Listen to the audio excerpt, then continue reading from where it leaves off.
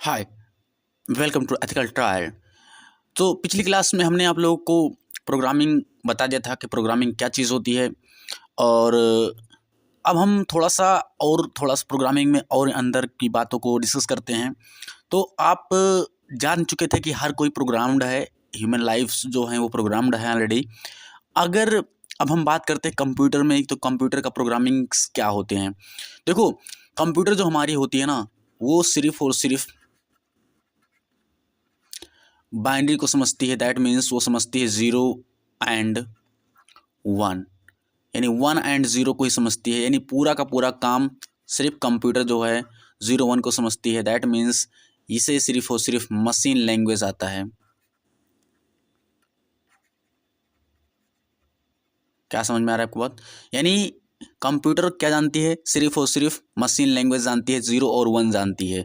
But as a human, अगर मुझे computer के भाषा को समझना हो, पढ़ना हो, तो it is very difficult for me और फॉर एवरीवन। बहुत ही हेडेक हो जाएगा, समझ में आएगा नहीं इस चीज़ों को।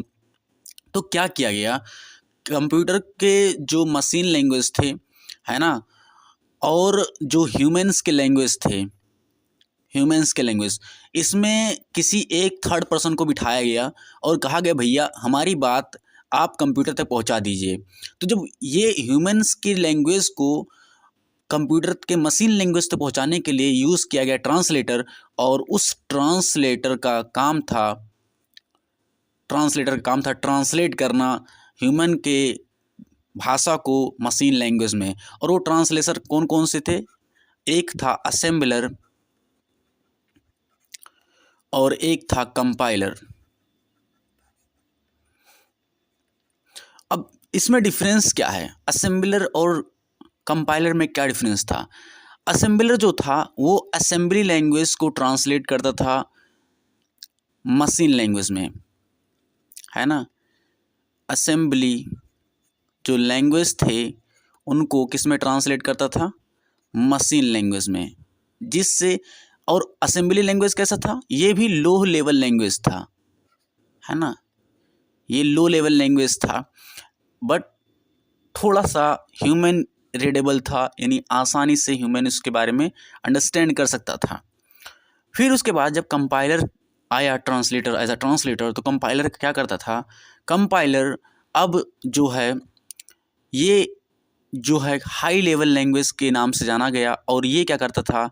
कंपाइलर जो है, ये कंपाइलर का काम होता था कि मशीन लैंग्वेज में ट्रांसलेट करने का काम करता था, है ना। तो हाई लेवल लैंग्वेज में से सी था, सी प्लस प्लस हो गया, है ना, पाइथन हो गया, जावा हो गया। ये सब कैसे हैं? ये सब हाई लेवल लैंग्वेज थे। अब इन सभी लैंग्वेज को किस में कन्वर्ट करना था? मशीन लेवल लैंग्वेज में कन्वर्ट करना था। तो इसके लिए यूज़ किया गया किसका? कंपाइलर का। अब ये जो था, ये यानी असेंबलर से थोड़ा ज़्यादा, है ना, कह सकते हैं असेंबली लैंग्वेज से थोड़ा थोड़ा ज़्यादा नहीं, बहुत बेहतरीन तरीके से काम करने लगा था और ह्यूमन के अंडरस्टैंडिंग लेवल से थोड़ा बेहतर हो गया था। अब देखिए, जब ट्रांसलेटर ने अपना काम किया, असेंबलर और उसके बाद कंपाइलर, अब हम क्या करते हैं, इसमें थोड़ा सा डिफरेंस और समझ लेते हैं, जो कि पॉइंट ऑफ व्यू तो क्विकली डिस्कस कर लेते हैं, उसके बाद हम आगे बढ़ते हैं। देखिए, तो यहाँ पर अगर आप ध्यान से देखेंगे, तो असेंबलर में जो इनपुट लैंग्वेज था वो असेंबली लैंग्वेज था, जैसे मूव एक्स वन। और कंपाइलर में इनपुट लैंग्वेज था हाई लेवल लैंग्वेज, जैसे इंटीजर की वैल्यू कितनी होगी? वन होगी। अब उसमें आउटपुट असेंबलर क्या करता था? मशीन कोड में बदलता था, बाइनरीज में बदलता था। और कंपाइलर भी क्या करता था? मशीन कोड में बदलता था या इंटरमीडिएट कोड में बदलता था, जैसे कि AXE file, class file. Complexities में क्या होता था? यानी असेंबलर का काम होता था लो लेवल, हार्डवेयर स्पेसिफिक था, है ना। और इसके लिए काफ़ी डीप नॉलेज होना चाहिए था हार्डवेयर का। बट कंपाइलर के केस में क्या होना चाहिए था? ये हाई लेवल था और ये यूज़र फ्रेंडली था, easier for developer to write और डिबग। यानी जो डेवलपर थे उनके लिए आसानी था इसको लिखने में और डिबग करने में। और एग्जांपल डेली यूज़ में आप देखेंगे तो वही बात है कि असेंबलर जो था वो यूज़ किया जाता था फार्मवेयर को डेवलप करने के लिए, एम्बेडेड सिस्टम, है ना, प्रोग्रामिंग करने के लिए किसी माइक्रो कंट्रोलर्स का, बट कंपाइलर का यूज़ किया जाता था जनरल पर्पज़ एप्लीकेशन के लिए, जैसे वेबसाइट्स हो गया, गेम्स हो गया, मोबाइल्स ऐप्स हो गए, इनके लिए यूज़ किया जाता था।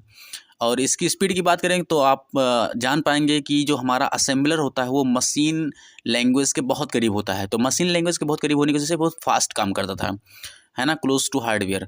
और जो कि कंपाइलर होता था ये थोड़ा सा स्लो हुआ, है ना, क्योंकि कुछ ज़्यादा, है ना, स्पीड ऑप्टिमाइज़ हो गई थी इसकी। एरर डिटेक्शन में आप इसमें लिमिटेड है ना, प्रोग्रामर को मैनुअली क्या करना पड़ेगा, स्टेप बाय स्टेप सब कुछ हैंड खुद ही इशू को चेक करना पड़ेगा। और कंपाइलर क्या करता है, वो डिटेक्ट कर लेता है सिंटैक्स, है ना, सेमेंटिक एरर्स कंपाइलेशन के थ्रू ही चेक कर लेता है कि क्या क्या एरर हुआ है। और इसका प्रैक्टिकल एग्जांपल आप जैसे हो सकता है कि writing a driver for a device, जैसे कीबोर्ड का ड्राइवर, माउस का ड्राइवर के लिए आपको असेंबली लैंग्वेज की ज़रूरत पड़ेगी, but for developing website, web application, Java script, Python, तो इसके लिए आपको कंपाइलर की ज़रूरत पड़ेगी। तो दैट्स ऑल अबाउट, है ना, प्रोग्रामिंग। आपका अब तो समझ में आ गया होगा। और हम जो भी बात करने वाले हैं, जो भी हम स्यूडो कोड डिस्कस करने वाले हैं आपके साथ, है ना, वो सब हमारा होगा सी लैंग्वेज में। तो हम चलिए आपके साथ क्या कर लेते हैं, एक शुरुआती सा प्रोग्राम कर लेते हैं। और आशा करता हूँ कि आपको समझ में आएगा। तो अगर आपके पास वी एस कोड है तो वी एस कोड जल्द से जल्द ओपन कर लीजिए। अगर आपके पास वी एस कोड नहीं है तो मैंने इस पर एक वीडियो बना दिया है कि कैसे आप वी एस कोड को इंस्टॉल करते हैं, कैसे रन करते हैं, ठीक है। तो जैसे देखिए हमारे सिस्टम में वी एस कोड ओपन हो चुका है, आपके सामने स्क्रीन पर दिख रहा होगा। ओके, सॉरी नहीं दिख रहा है तो जस्ट वेट, मैं आपको दिखाने की कोशिश करूँगा, please. Okay, now it is scene. अब मुझे क्या करना हो, मुझे सबसे पहले न्यू फाइल क्रिएट करना पड़ेगा। और मैं इस फाइल का नाम लिखता हूँ फर्स्ट प्रोग डॉट सी। मैं पहला प्रोग्राम करने जा रहा हूँ। और कहाँ सेव होना चाहिए मेरा प्रोग्राम, तो मैं इसको डेस्कटॉप पर सेव कर देता हूँ, है ना। और ये मैं लॉग आता हूँ यहाँ पर डॉट सी, और जैसे मैं इंटर प्रेस करूँगा ये मेरा प्रोग्राम खुल चुका है। क्लियर। तो अब मैं क्या करने वाला हूँ, यहाँ प्रोग्राम लिखने वाला हूँ। तो प्रोग्राम लिखने के लिए सबसे पहले आपको लिखना पड़ेगा हैश इंक्लूड सी। प्रोग्राम बता रहा हूँ, अभी आपको ज़्यादा इस पर प्रेशर डालने की ज़रूरत नहीं है। मैं प्रिंट करने जा रहा हूँ studio.h, और उसके बाद मैं इंटीजर ले लेता हूँ मेन फंक्शन, और उसके बाद कर्ली ब्रेकर्स लगाता हूँ। मैं प्रिंट करने जा रहा हूँ प्रिंटफ का फंक्शन का यूज़ किया जाता है किसी भी चीज़ को प्रिंट करने के लिए। मैं प्रिंट करने जा रहा हूँ हेलो, उसके बाद हैकर्स।